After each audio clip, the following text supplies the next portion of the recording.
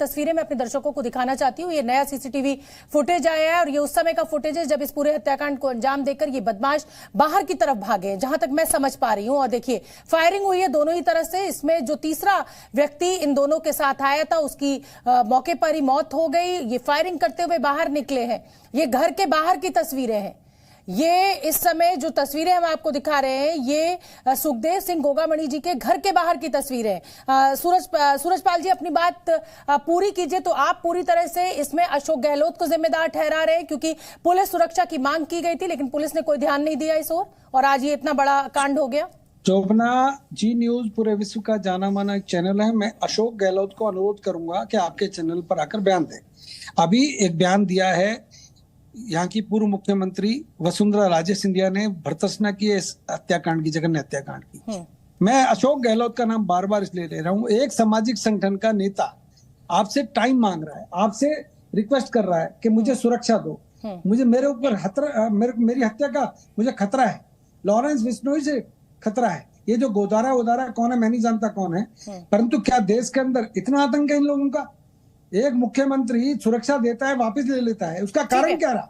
मेरे साथ शशिकांत जी farmer DGP हैं पंजाब के, वो जुड़ रहे हैं। शशिकांत जी यहाँ पर मैं समझना चाहूंगी, एक नेता अगर पुलिस के पास, नेता क्या कोई आम आदमी भी अगर पुलिस के पास पहुंचता है और उसको बताता है कि मुझे जान का खतरा है, तो पुलिस एक पैनल बनाती है, एक सिक्योरिटी असेसमेंट किया जाता है, थ्रेट असेसमेंट किया जाता है और उसके बाद सिक्योरिटी मुहैया कराई जाती है। क्या इसमें आप ये गलती पुलिस, राजस्थान पुलिस की देख रहे हैं?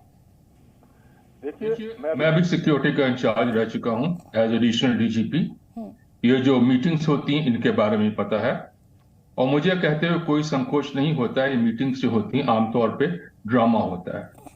सिक्योरिटी सिर्फ उन लोगों को दी जाती है आमतौर पे जिनके कोई पॉलिटिकल ऊपर से किसी का बड़े व्यक्ति का फोन आया, किसी को कहा इसको सिक्योरिटी देनी है, नहीं देनी है। आमतौर पे बहुत हद तक ये सब राजनीति से प्रेरित होता है। Thank you. आपने बहुत बड़ी बात कही है और कुछ हद तक मैं भी इस बात से सहमत हूं कि ये जो पूरा सिक्योरिटी थ्रेट असेसमेंट है ये उस ईमानदारी के साथ किया ही नहीं जाता है जिस ईमानदारी के साथ होना चाहिए। जिनको सच में सिक्योरिटी की जरूरत है उनकी किसी को चिंता नहीं है, लेकिन जिनके पास जुगाड़ है उनको बड़ी से बड़ी सिक्योरिटी मुहैया करा दी जाती है। ठाकुर अभिषेक सोम भी मेरे साथ है, युवा नेता है करनी सेना के।